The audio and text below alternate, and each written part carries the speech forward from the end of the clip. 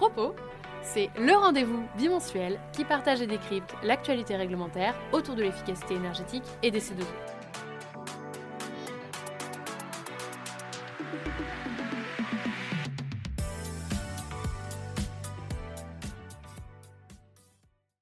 Bonjour à tous et toutes.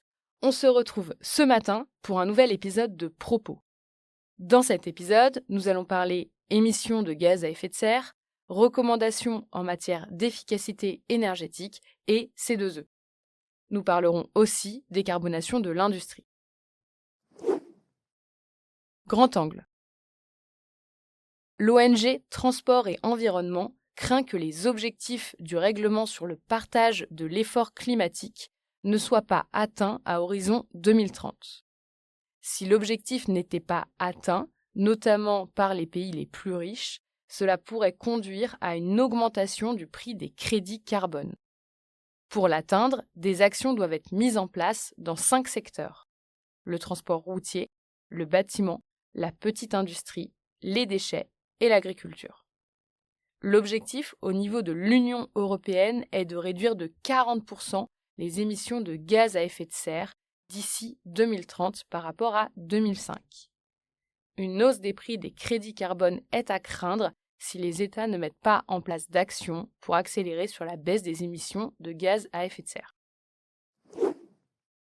La Commission européenne a publié des lignes directrices pour accompagner les États à transposer les règles européennes sur l'objectif d'efficacité énergétique.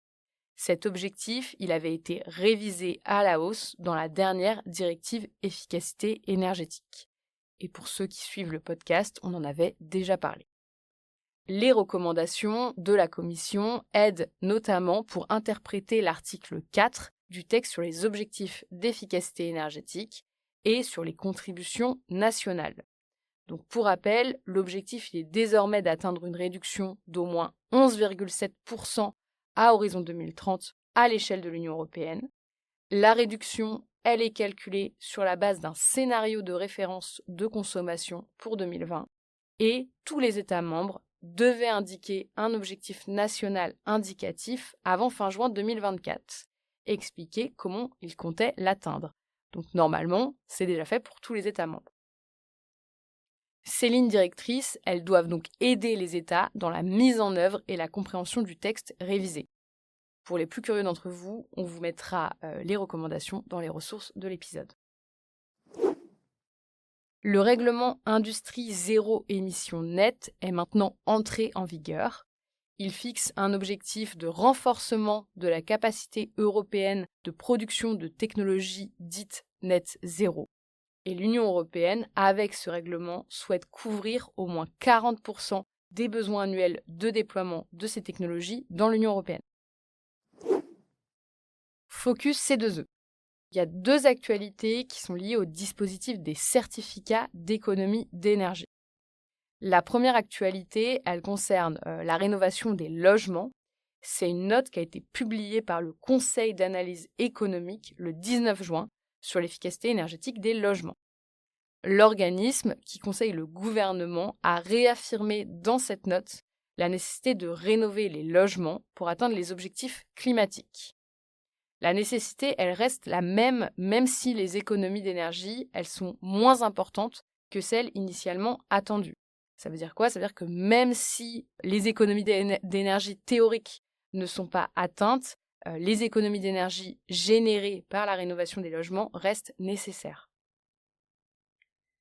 La note du Conseil d'analyse économique, elle vient par contre re-questionner la manière dont on incite à la rénovation des logements, en partant du principe qu'il n'y a que 5% des particuliers qui auraient un intérêt à rénover leur logement.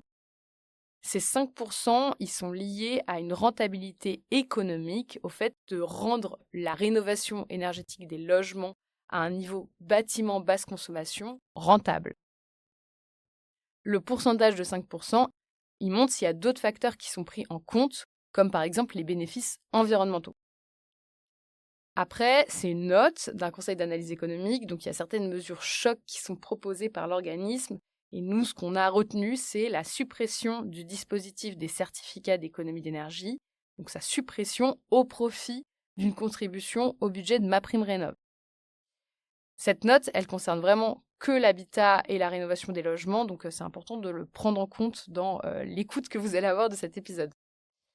Les aspects qui viennent justifier le passage d'un dispositif à un autre, ils ne sont pas forcément tous traités dans la note, donc on va vous les mettre dans les ressources de l'épisode pour que vous puissiez en prendre connaissance. C'est par ailleurs important de noter que la proposition, elle concerne donc que les logements et qu'il y a une réforme des aides qui a déjà eu lieu l'été dernier et qu'il y a plusieurs allers-retours qui ont été faits cette année pour essayer de redynamiser le nombre de rénovations performantes puisqu'il y avait eu une baisse suite à la réforme. Deuxième actualité liée au C2E, le mécanisme d'indice de prix à terme du dispositif des certificats d'économie d'énergie sur le registre EMI est maintenant entré en vigueur. Les acheteurs de C2E, ils vont devoir désormais remonter mensuellement des informations sur leurs achats de C2E. Vous allez me dire que ça ne vous intéresse pas, mais ce qui est important, c'est le fait que maintenant, il y aura plus de transparence sur les prix. En tout cas, c'est l'objectif. Et que la première publication, elle interviendra début septembre. Autre actualité. L'actualité, c'est aussi une consultation lancée par l'ADEME sur un projet d'appel d'offres, et non pas d'appel à projet, qui s'appelle Grand projet de décarbonation industrielle 2024. Il est possible de se prononcer sur cet appel d'offres jusqu'au 30 septembre sur le cahier des charges qui est envisagé.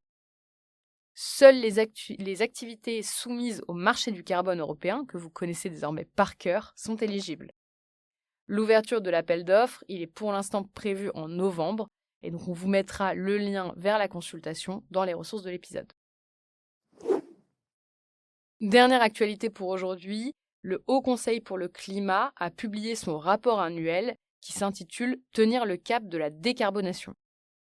Le rapport, il émet plusieurs recommandations, comme consolider rapidement le cadre d'action publique, ça aussi on en a déjà parlé, tenir le cap de la décarbonation dans la durée, ou encore protéger les ménages et les entreprises de l'intensification des impacts du changement climatique. On vous mettra pareil le rapport dans les ressources de l'épisode. C'est tout pour aujourd'hui, je vous souhaite une très belle journée et je vous dis à dans 2 semaines pour le dernier épisode de Propos avant la coupure d'été. Bon week-end.